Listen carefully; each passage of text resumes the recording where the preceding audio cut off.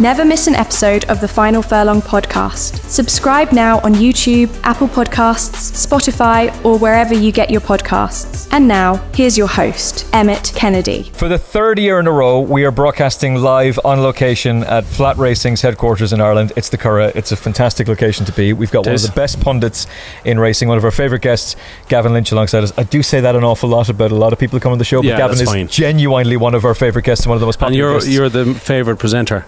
I very much doubt that.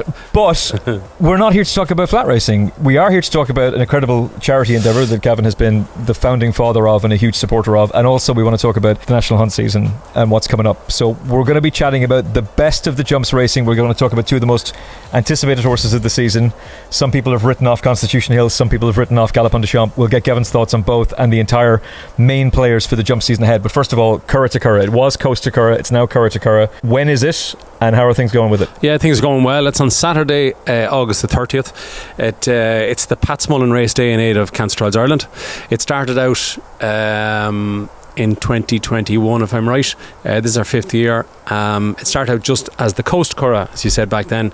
But after year two, it became the Pat Smullen Race Day to make it a bigger and bigger day. You just couldn't have a cycle event. And now the cycle part is called the Curragh to Curragh. It's 100k and it starts just there.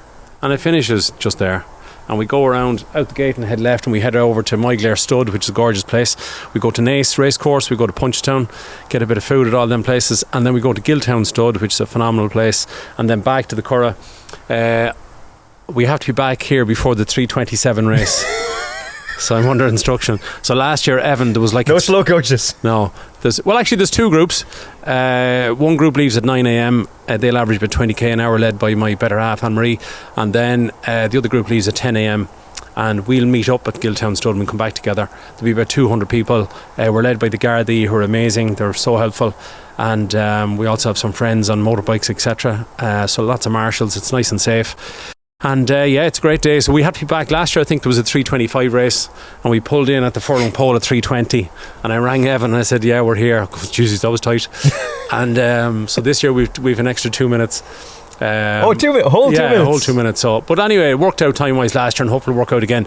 And then when the 3:27 race is over, the racing is on here in the Curragh that day. We'll be brought up in front of the stands, go to the parade ring for a picture, and it should be good fun. We were hopeful of trying to break a world record, but we're going to do that next year because we already have a massive tagline for this year. We've raised 840,000 in 4 years. That's phenomenal. And we're very, very hopeful of surpassing the million this year. We're very, very confident and hopeful that people's generosity will continue. And if we get through 1 million, that'd be great. And I just want to, if you not to bore people, but just to give people an idea of where the money is going, which is really important, because when you give money to a charity, I suppose we don't always know where it goes. But just to say that Cancer Trials Ireland, fantastic charity, they do fantastic work. So there's now the Pat Smullen chair in UCD that's filled by Professor Grania O'Kane.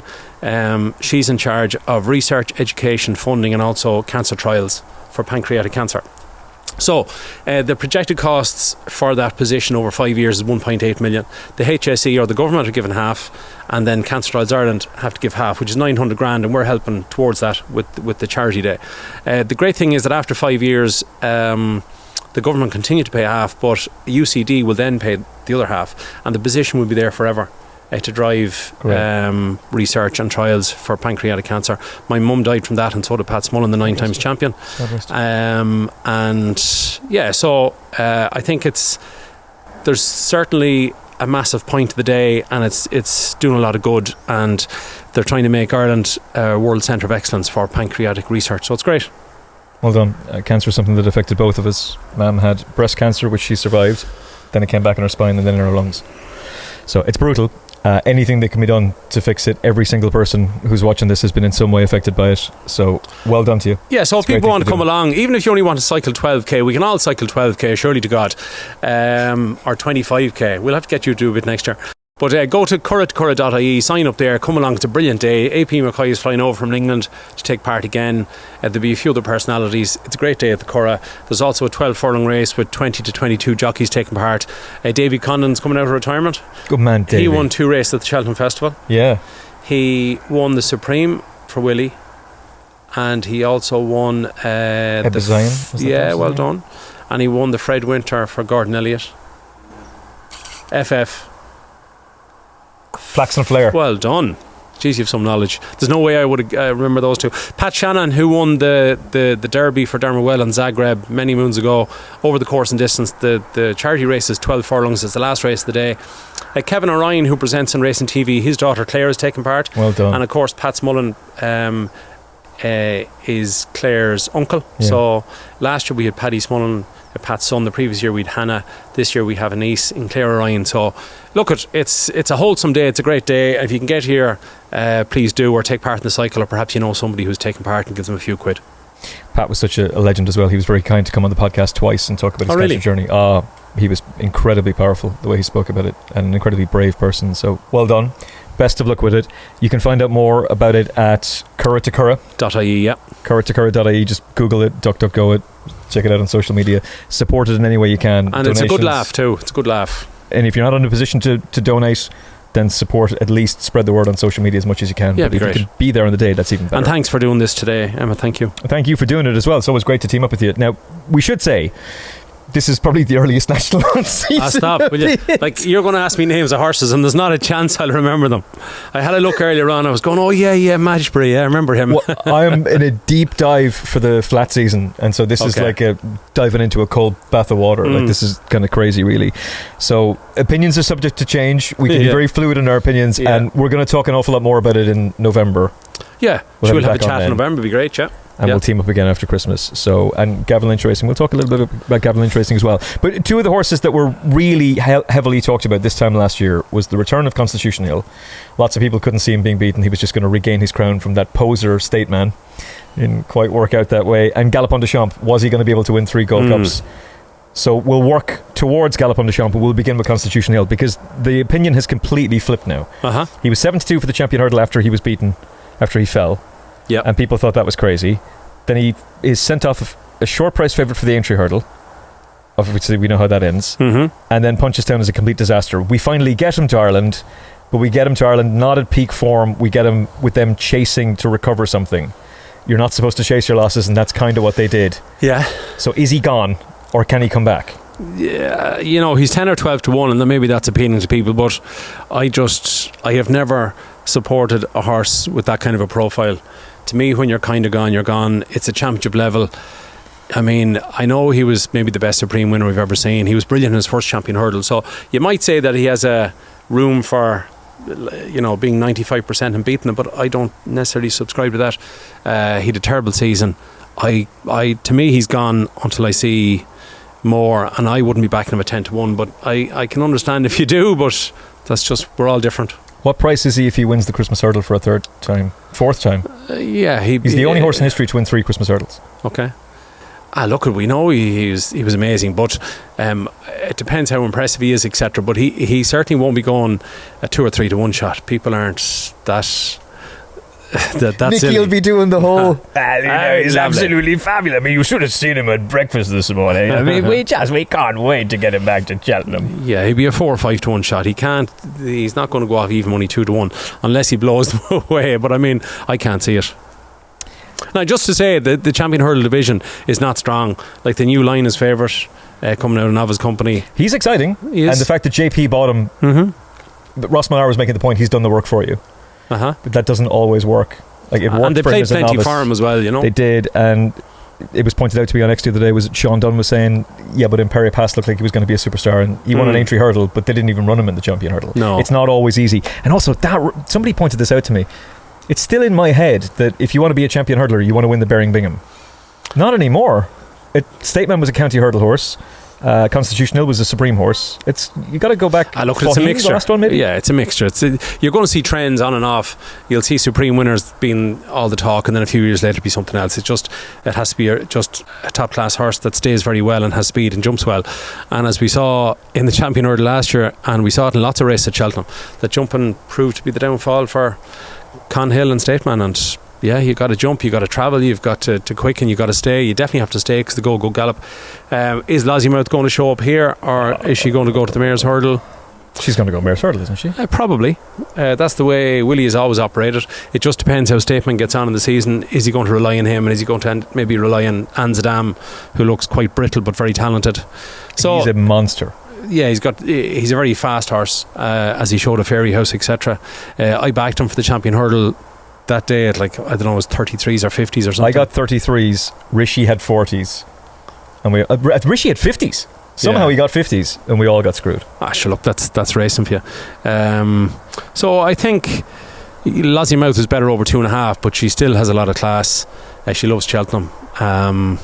So I've had no bet for Cheltenham yet, and I certainly won't be having a bet in the champion hurdle anytime soon. If she runs Lossiemouth, let's say they decide this is the season she's going to go for it. She's been beaten in a Christmas hurdle at Kempton by Constitution Hill. She's fallen in an Irish champion hurdle. Her best form is over intermediate trips. Why does she win a champion hurdle? She's just a very talented mare, but it depends what happens during the season. As I said, I think what price she's there, she's 5-1 Stateman. I suppose the fact that it's a weak enough champion hurdle division that maybe that's why she's 5-1. Constitution Hill will be the same age as Hurricane Fly when he regained his champion hurdle. Nicky Henderson loves this. He's done it before. He took Shishkin off the canvas. He lifted Sprinter Sacra off the canvas. They were knocked out. They were finished. They both came back and performed at Grade 1 level. Don't count this man out. That is the best horse in this division. And last year, are you going to back him? Are you? It was very easy to be against Constitution Hill this time last year because he was favourite. I don't think it's easy to be against him now. That's too big a price. I would back him at 12s. But there's obviously an issue going back to Kempton from 18 months ago before the champion hurdle. Oh, there's a problem. And Michael Buckley says there isn't, but there has to be. There has to be. Is he a bleeder or whatever? Has he had wind ups? The talk is that he's had 2 very bad falls. There's lots to oppose. I would generally go for the younger horse, the improving horse, and it'll be interesting to see Kopek de Board. Is he going to go chasing or is he going to go to the champion hurdle? What would you do with him? He looks like a chaser to me, so I'd imagine he'd go that way. That was an outrageous performance in the Supreme. Yeah, William Money was very good too. Finished second. So again, is he going to go here or go to the Arkle? It's hard to know. Barry's talking him up. Well, that's not abnormal. In a shocking development, Barry Connell talking up one of his horses. Look at that's the way. I love it, by the way. Well done to him. You? Yeah. Oh yeah. I think a lot of punters get a bit tired of it, but it's good to be confident in your horse, etc. So yeah. Call now who you think the champion hurdle winner is going to be. Call now who's going to win the champion hurdle. Jeez, I wouldn't have a clue. Honestly, where would you start? If you gave me a free bet, I'd say hold on to it. We are currently seeking a bookmaker partner, so whichever bookmaker partner it is can then say, oh great, we got a free bet for Gavin that we're going to keep. Yeah, they can keep it. I've no strong opinion. The new line is maybe, he was a very good novice. He showed loads of gears, even though it was 2.5 at Cheltenham and at Newbury, etc. Honestly, no opinion. The most exciting young horse in my mind is Amsterdam, but he's too injury prone. He's missed 2 Cheltenhams. Now, Hurricane Fly missed 2 Cheltenhams and then ended up winning 2 champion hurdles. So it's possible, but he's only 2 points bigger than Constitution Hill. Yeah, so there are some races that I would have an opinion on, and I haven't had a bet for Cheltenham, as I said, and I could maybe recommend 1 or 2 bits, but a couple of doubles in that, related doubles, but champion hurdle for me at the moment would be I'd have to steer clear of it. Mare's hurdle, if she goes, she's going to win. Yeah. But Wadu got very close to her in the entry hurdle. Yeah, Wadu was a good horse. First time she was beaten over hurdle, is that right? Yeah. From memory. So yeah. The thing is, William Mullins, where is he going to run Lossiemouth? So very hard to know. If she does go there, she'll go off odds on. What is she there? 9-4 at the minute to win it. Woodhoo 5s, Jade Grugy 4s. It's all the ante-post prices are not. They're a bit of a joke. Exciting, are they? No. Like 9-4 Lossiemouth, where there's, would you say at best are you 60-40 to go to the Mare's hurdle? I would think so. Even if they were to come out and say we're going for the champion hurdle, I don't believe them. Yeah, I wouldn't necessarily believe them either. Jade Grugy 4-1, Woodhoo 5s, Brighter Days Ahead, Curragh, yeah, I don't know. I would find those odds a bit short for me. Yeah, I agree. I don't see why Wadu beats Lossiemouth, but she wouldn't need to improve a whole lot to get to her level based on the entry hurdle. Cheltenham would be different, so she's the only one that would interest me at the moment, and I'm pretty sure Jade Grugy is going to go chasing. She could. Yeah, well, it just, you'd want some inside information that Jade Grugy is going chasing, that Lossiemouth is definitely going to the champion hurdle. If that's the case, you could back Woodhoo at 5-1, but you'd have to know something. Yeah, and hearing something in August that's nonsense. That's, it's bullshit. You're not going to rely on that. And just also be very careful of the stable tours in October, November time. You're going to hear contradictory things within a few days. Gaelic Warrior. Yeah. So we He's said going this for the last year. Turners. No, yeah, he was going for the Brown Advisory first. Sorry. Then the Turners, No, then the both Arkle. fake news. We're both wrong. He was going for the Stairs Hurdle. Stairs Hurdle, yeah. Then he was going for the Brown Advisory. Yeah. Then he was going for the Turners And he as wins it was. the Arkle. So just, And it's not badness. And by the way, they're not trying to put you away, or they're not trying to get a better price. It's just, things change, and it depends which horses go where. So I fully understand it. But it can be annoying as a punter. But yeah, you'd want to hear something before you be back in Woodoo, to be honest. Yeah, you just need to remember, Willie Mullins thinks out loud. He does. And he's a genius. He's not being in any way malice. No, he's not. No, there's no badness at all. No, none. Stairs Hurdle. Stairs Hurdle. You're picking the easy ones to start with anyway. So Teahupoo is obviously the one who sets the standard, and I'd imagine for all that's a lovely horse, he'll beat the specialist this time around, I would think. But Bob Olinger. But is Ballyburn going to go back over hurdles? He certainly can't jump a fence well enough to stay over fences, you wouldn't think. So he must have a good chance of going back there. It'd be interesting again to hear the stable tours. Jasmin De Vaux was good in the Bartlett. His jumping was atrocious all year. The new track suited him because there's only 2 hurdles in the last 7.5 furlongs. He's good at punches down too, to be fair. Yeah, and the Stairs Hurdle is the same track. So again, he's won over course and distance, so that'll suit him. Shout out to friend of the show, Daryl Jacob, who was telling everybody he was going to win the Albert Bartlett, and I completely ignored him. Okay. Like, he wasn't jumping well enough.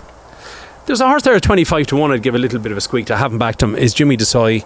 He wins the Curragh Cup, was off a long time. He wins off 146 from memory. I'm not sure if that's right or wrong.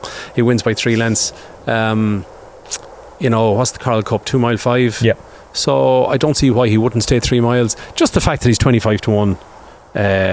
We haven't seen him since, and obviously we didn't see him before that, so you'd want to hear that he's back in full training and that he's working well. Or if you saw him, maybe, it's not a bad thing is when the entries say come out on a Thursday at 11 o'clock for Saturday, or they come out on Friday at 11 o'clock for Sunday.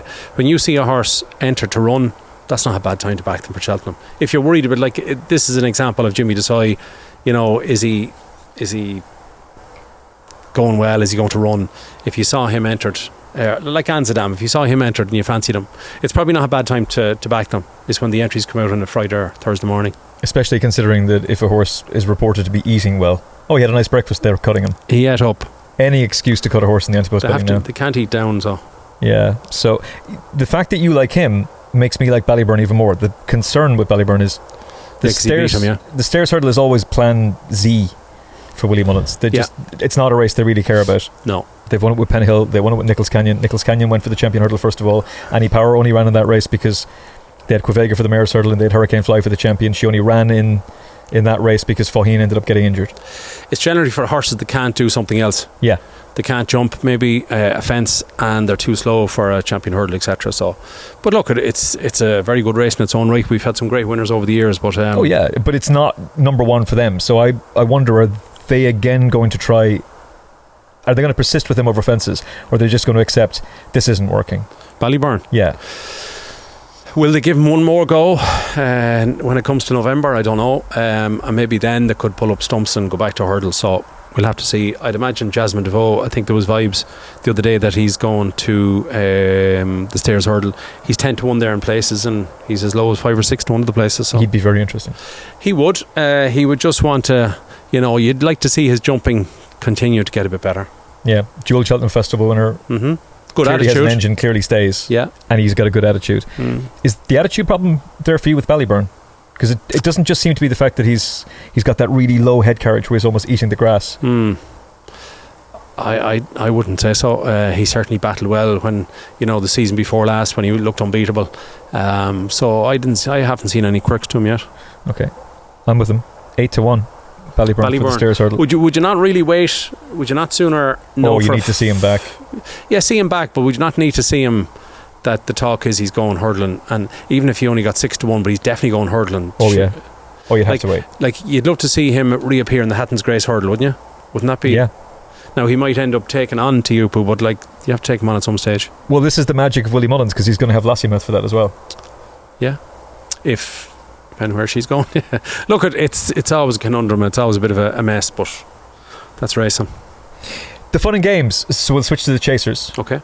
We'll go 2 mile and up. So Champion Chase. Marine Nationale is the best 2 miler in Britain and Ireland. Barry Connell's been telling us for ages. He's been telling us since poor old Michael Sullivan guided him to success in the Supreme Novice Hurdle that he was the best horse in training. And now he's proved it in the Champion Chase. Yeah. Is he going to retain his title? He's got a very, very good chance. His season gradually got better. The vibes just before Cheltenham were very strong. Oh yeah, very strong. I heard it a couple of preview nights and spoke to a few people, and it seemed like the horse had turned inside out in the month of February. He gets beat by Quilixios, who by coincidence was the horse that fell at the second last in the Champion Chase. 66 to 1. You had each way, no? Not at all. Oh, it didn't matter anyway. That would have even been worse. Yeah, well, I'm saying if you did back him each way, you'd be twice as sick. Yeah. But Quilixios beat him in ace and then was going to be second to him. It's hard to know how far he would have won by 4 or 5 lengths, maybe, would he? In the Champion Chase? If Quilixios had stood up? Do you think Quilixios would have beaten Marine Nationale? No, I'm saying Marine Nationale would have won, but I think it might have been 4 or 5 lengths. I don't think he would have. Do you not? No. Well then, surely to God, if that's the case, you're back and Quilixios is 25 to 1 there in the Champion Chase. Okay.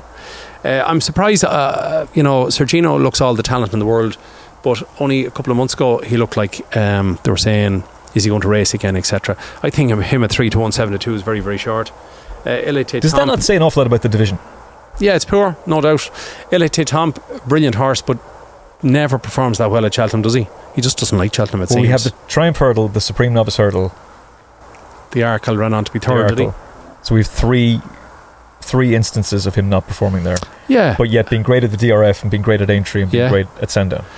There should be an expression where some horses like certain courses, like horses for courses. Yeah, if only somebody could have a phrase that rhymed. About horses who do particularly well at certain tracks. Exactly, yeah. Horses for tracks, there you go. Yeah, there you go, yeah. That'll, but you can patent that one, lads. Majbra is certainly a horse to be excited about. He just did everything wrong in the Arkle. He had looked great before that. He looked very good since, and Punchestown, his jumping is a little bit iffy, obviously. He's probably going to be a long term a little bit better going left-handed.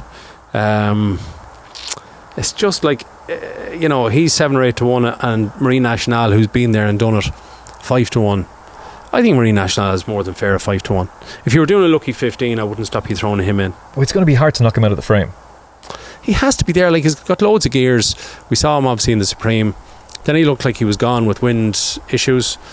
He prefers, the better the ground, the better his chance, but he has handled, cutting the ground. He jumps well. Yeah, there's lots to like. And I'd imagine that his season should be, like with most horses, built up towards, like last season, they built him up towards March, didn't they? Yeah. I wouldn't expect to see the best of him at all until we're getting DRF. No, I don't think so. And again... But I think the odds compilers are going to know that, so he's not going to drift too much. Probably not. But if he gets beat, I wouldn't worry too much. Yeah. El Fabiolo's too old. Le Francais. John Bon, he's going to step up and trip. You know what I mean? I think 5 to 1 Marine Nationale is it's probably hard to find great value for money at the moment in ante-post, but I would say that's... Well, Paul Nichols is probably watching this going, how dare you not mention Calif de Burley? Yeah. That sums that up. I know, he's got potential, but I mean, he has to improve. Yeah, I would agree with that. Mashburn is just an incredibly frustrating horse because he has all the talent in the world. If you ran the Arkle 10 times, he wins it 9 times.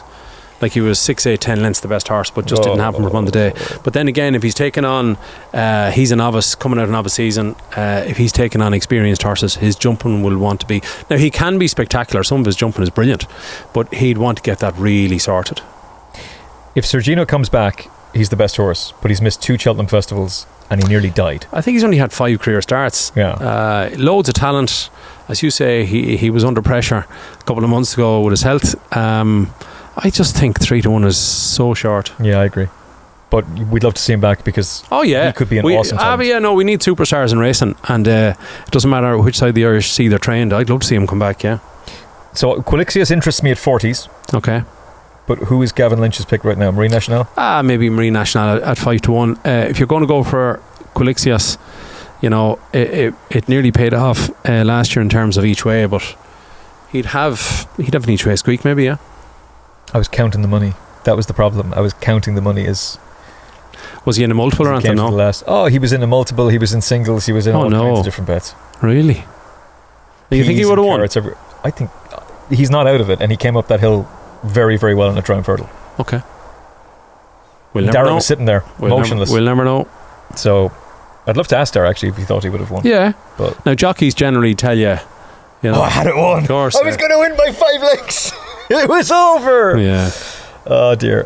Just bear in mind with Marie National, if he's had wind problems before, they can flare back up again. But that's true. I hope he maintains this season, and he's definitely the one to beat. Hey, I haven't done enough of this. Have you hit the subscribe button on YouTube yet? No, you haven't, because only 70% of the viewers don't hit subscribe. Yeah, yeah. So 30% of you hit the subscribe button. Gavin Lynch, is that acceptable to you? No, it's not. No, that's not acceptable. Like I watch podcasts to do with, say, in the summertime, football and golf and stuff, and I generally don't hit subscribe. Those poor podcast creators working hard. I know. Looking at the analytics where it's telling them 70% of your viewers are not hitting the subscribe button. Subscribe now if you'd like more content from Gavin Lynch and more great guests on the Final Furlong podcast, all for free. Factophile's favourite for the Ryanair chase. Is the 2 mile experiment with him dead? You'd imagine so, yeah. It'll probably depend a little bit on Matchborough, but I would say it's dead, yeah. JP, who has probably more say in where his horses run more than most owners at the top level. Yeah, just a bit. So he has last year's Gold Cup winner. He has last year's Ryanair, very impressive winner. He has Matchborough maybe for the champion chase. So I would imagine Factophile will go to the Ryanair, and another way I think will go to the Gold Cup. And was he the most impressive winner at Cheltenham last year? Probably. Yeah, he was up there. Yeah, he was brilliant. A slight change in tactics. Stepping down and trip seemed to suit him a lot. He does stay 3 miles because he won a Brown Advisory, but when you see him in Leopardstown, there's never anything there after the last, is there? No. He comes there and then there's nothing. And I know he's against Gallop in the Champ, but horses finish beside him and ahead of him that are not as good as him. So I think what is the Ryanair, 2.5, 2.5? I think the forceful tactics on him, sitting say second or whatever, and taking it up a good bit out really suited him. Showed him off to his best. His jumping was electric. I think 4-1 is very fair. Matchborough is second favourite for this. But depending on how his jumping goes, I don't see why Matchborough would run here. Factophile has won a couple of races before Cheltenham. Factophile to me is a better horse. So Matchborough, assuming everything's okay with him, stays champion chase. Factophile probably, but again he'd have to be good. You know, his jumping would want to be really, really slick to be competitive at 2 miles. But I can't see Factophile going to the Gold Cup unless something happens. Last year's winner, Gaelic Warrior is there. Elate Tom Caldwell, Potter John Bon, Django Bay, Impere Pass. I'm a little bit confused. We're talking about a champion bumper runner-up, an impressive Brown Advisory winner, a unbelievably impressive winner of the Ryanair. Mm-hmm. The owner already has the defending champion for the Gold Cup. Yeah. He's got a really interesting horse in Matchborough for the champion chase. Yes. This is the race he's almost certainly going to run in. Yes. He's 4-1. Yeah, I think it's a big price. I think it's very, very fair. Is this not Allaho all over again? Yeah, and we're not talking about the year Allaho was getting old, but the second year he wins it. Yeah. I think 4-1 Factophile and 4-1 another way you're thinking. You're getting, what's that, 16 plus 4 and 4, 24 to 1 double, one to win the Ryanair again and the other one to win the Gold Cup again. It seems very, very fair to me, yeah. Any danger to him? Anything that interests you now at a big price? If Factophile is the horse that he was last year, there's none of those will beat him. Yeah, I agree. And we've spoken about LA Tomp already. The stepping up and trip might help him, but then again, he doesn't like Cheltenham. Matchborough mightn't go here because we've said that because it's JP's. Yeah, Gaelic Warrior might end up in the Gold Cup, perhaps. You know, he showed that he stayed at entry, but the others just aren't as good as Factophile here. And I think this is his trip, and as we said, 3 miles Leopardstown looks not his cup of tea. Gallop on the Champ taught him a lesson twice over 3 miles. There's no point in... Yeah, but even the other horse that finished around him, I can't remember the names, but you go and look at the horse that finished beside Factophile in the Irish Gold Cup. Grange Clare West. That sort of stuff. Yeah. Do you know what I mean? Like he should be kicking that horse out of the way, shouldn't he, really? So, I don't know. They're trying to hold him up. Maybe if they wanted to try it once, maybe go and make the running over 3 miles or something, but I can't see them doing that. So the Gold Cup. Now, I did a piece about a year ago, 2 years ago, and it was about Gallop on the Champ and me not being entirely certain that he was going to be able to defend his crown because of the record of Gold Cup horses the following season. And there was a couple of British racing media personalities who really bashed me for it. Oh, how dare you, this isn't true, the Gold Cup doesn't take anything out of horses. The data is very clear. It can break a horse.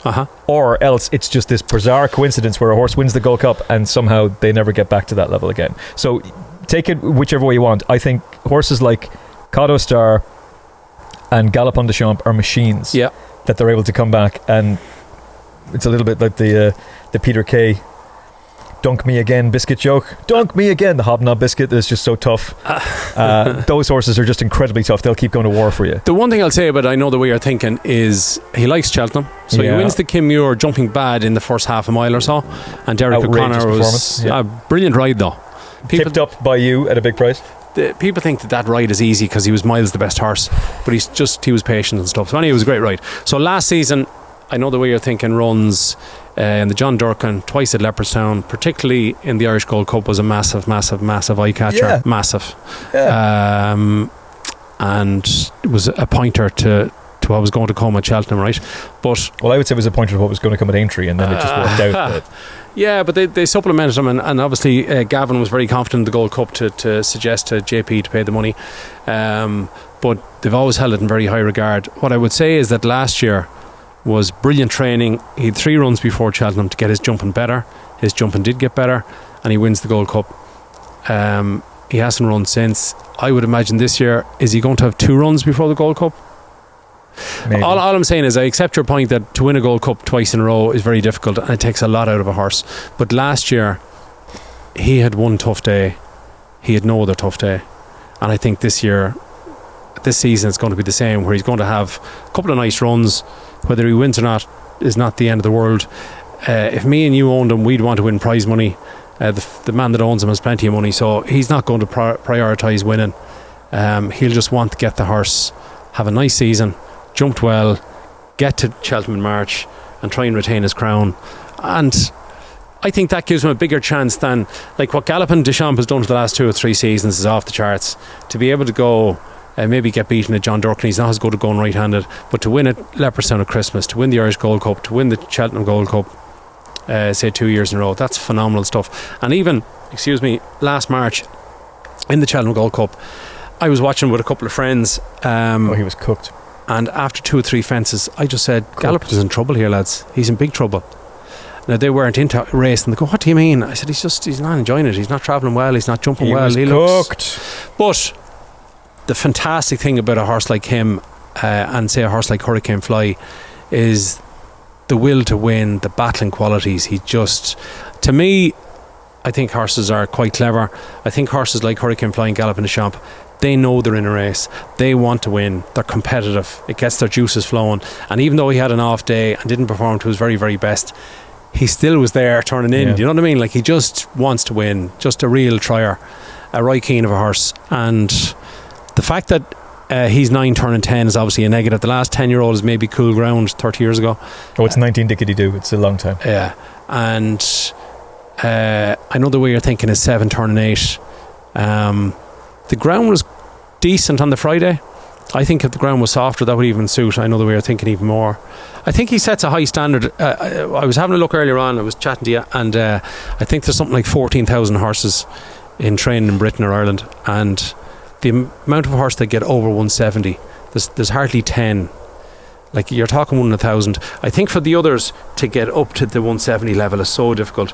Gaelic Warrior is interesting, but we know he's quirky. But if you look at last year's novices, Lecky Watson, etc., Champ Kiley, they have to improve so much to get to that level. Yeah.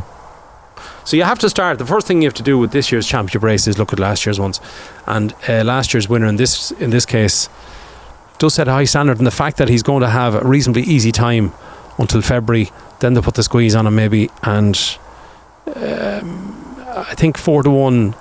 Him is fair. Fact file 4-1 with the Ryanair, 24-1 double, related double. I think it's okay. There's something about him I don't quite get. I need to see it again. Okay. I think he's a genius of a trainer. Yeah. Gavin. Yeah. He's got a brilliant jockey on his back. He's owned by the most powerful owner in the business who knows the sport inside out. And he's clearly a very talented horse. I've seen this show before. Yeah, the vibes beforehand, before the Gold Cup, were so strong for him. Yeah. I just think...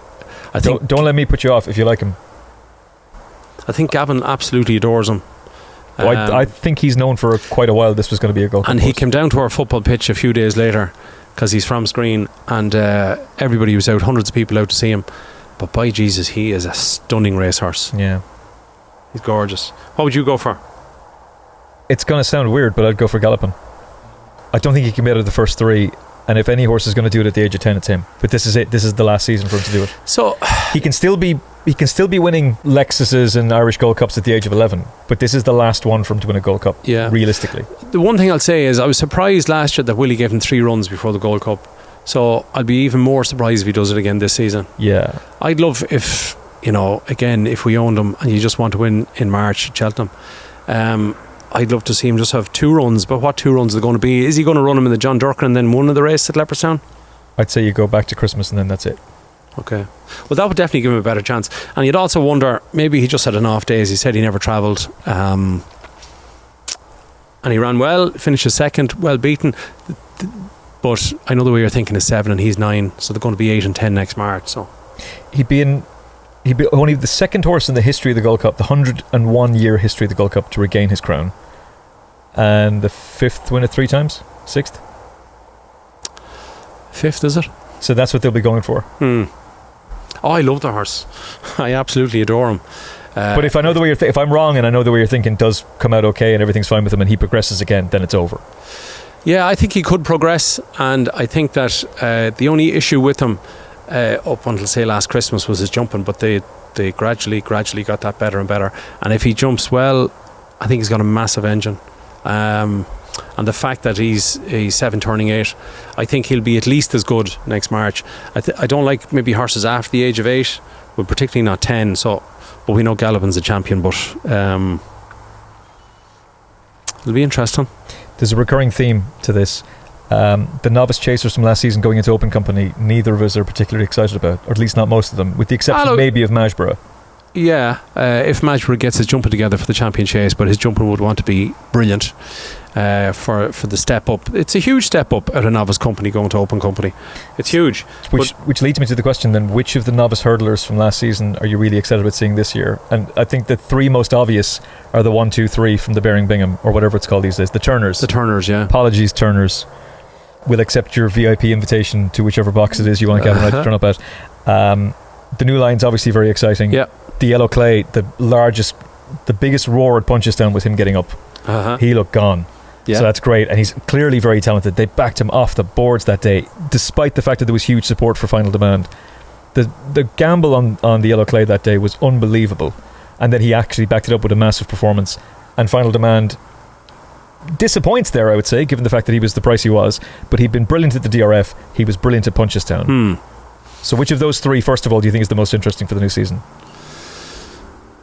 I suppose the New Line was the winner, so theoretically he's the best horse. He's going to the champion hurdle. They're all going for different disciplines. Now these 2 might end up on the Brown Advisory. I'd imagine Final Demand definitely will. The Yellow Clay maybe has a little bit more option because he won the Grade 1 at Naas over 2.5. I think 3 to 1's too skimpy for me. I wouldn't be backing Final Demand to win a Brown Advisory at 3 to 1. He's a super horse. He's huge. He's going to love the 3 miles. A sneaky little thing I want to just, as the season goes on, is he a dot better going right-handed than left-handed? But maybe that's something just to keep an eye on, and nothing major to worry about. Well, there's the fact that he was brilliant at the DRF and brilliant at Punchestown, but he wasn't so good at Cheltenham. Yeah. He was inexperienced, and maybe that was the thing that caught him out. Paul also said he didn't make enough use of him. He didn't go on because he's a huge striding horse and he stays forever. I just think 3 to 1's a bit short, that's all. I'd agree. What I'd back, I don't know. What about the Yellow Clay? What do you think his best trip will be this year? And what will they do with him? I'd imagine he'll go chasing.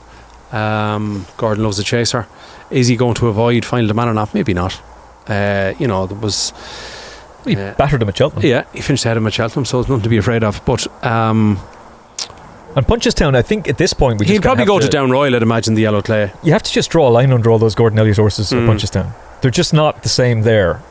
Whereas Willie's horses, you were mentioning Down Royal, his horses are prepping at Down Royal. Willie's horses aren't even out of their box. No, I'd say Willie targets Christmas and Gordon targets November. So there's at least 6 weeks of a difference, but you can tell that at the end of the season. Willie targets DRF, Gordon doesn't. Yeah. So Gordon likes to get, it's like the old days, Noel Meade used to do that, target a lot of race before Christmas, and now Gordon does as well, but Gordon wins plenty of grade ones.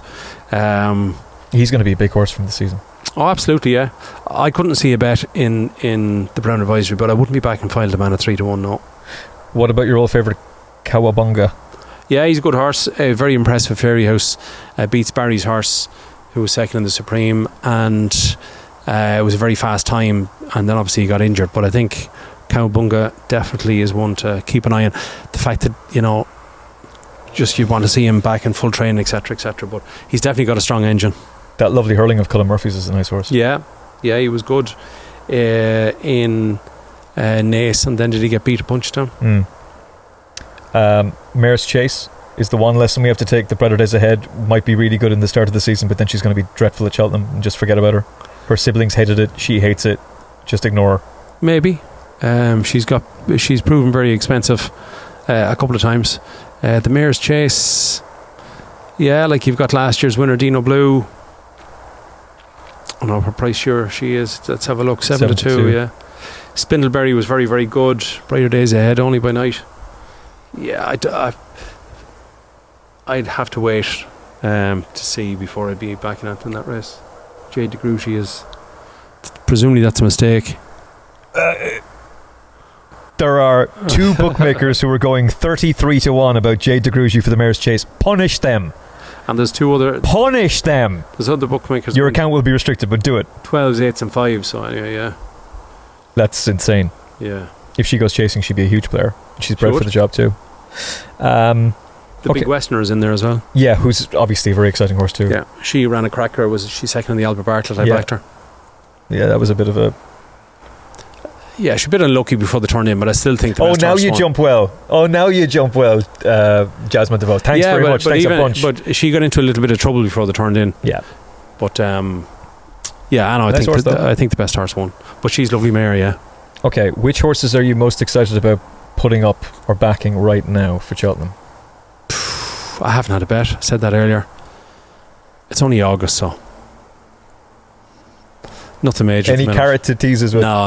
We'll get nothing stands out to you. We'll get the cycle over first. Now, let's say you were to do a full deep dive into the form. Is there a website that people could access for your thoughts and opinions? Yeah, GavinLynchRacing.com. There you go. People can sign up to it. It's open there now. First video is on I think the 3rd or 4th of October. I catch us for the second half of September, and then there's a video at the end of October for all the races to catch up on that month, and then we've got an average 5 videos a week from November through to the middle of March. Yeah, so it'll be very busy. Excellent. And it's fantastic. Like, I love the summer like everybody else does, watching the sport, and now we've got the English Premiership back, and there's golf on TV and playing golf, and it's just brilliant. The winter weather is so bad, isn't it? Oh, I hate it. But thanks be to God, we're so passionate about national hunt racing. It just makes the winter so much better. I feel sorry for people that aren't into sport and aren't into horse racing in the wintertime. I don't know what they do. I was on the decking with some friends watching the Premier League over the weekend, enjoying the sunshine, because if you don't do it now, you're not going to be able to do it in the winter. Yeah. And thank God for national hunt racing. Those cold, misty, wintry mornings, you can just get onto the iPad. Yeah. Get access to the favourite racing website, start looking up who's going to be coming up, all the coverage on the television. It's brilliant. Yeah, no, it's great. I can't wait. And, when you get to, say, the middle or second half October, that's when it really starts to kick in. And once you see the entries out for Down Royal in early November, sure, it's game on then. Okay. So no recommendation of a bet from Gavin Lynch. I'm going to say, considering all the conversations we've had, all the stuff that has been said about Constitution Hill, I think that 12-1 is too big for the champion hurdle. Yeah, best of luck. Not for me, but that's for me to be saying that is really quite something. Doctors, different patients die, but I don't like profile of horses that have kind of gone downwards. So horses that has had a serious injury that we're not even sure about, a medical issue that kept him off the sidelines, and he's fallen twice and looked completely disinterested in his third. In the old days, wrestling was you're gone if you've had 2 falls, a submission and a knockout. And he's had the 2 falls. He's had a submission, so he's only missing the knockout. So, yeah, definitely not for me anyway. Come on, brother. Constitution Hill, brother. Okay, that's it. Thank you very much for listening to this episode of the Final Furlong Podcast, recorded live at the Curragh. We did it outside. It's very dark. We brought the lights, but it didn't seem to make any difference to us at all. So hopefully you were able to see us through the dark filters. A huge thanks to the Curragh. You really should be here for Irish Champions Weekend. It's absolutely spectacular. Obviously Leopardstown is great as well, but the Curragh, that's Sunday's magnificent. Yeah, and Saturday as well. 30th of August. Saturday is going to be special. If we can get through the €1 million barrier to have raised, I'd say there'll be a few tears, so tears of joy, so that'll be good. And all for an incredible cause. Curragh to Curragh. Look it up on your favourite search engine and support it in the best way you can on social media, and of course with your hard-earned cash as well. It's much appreciated.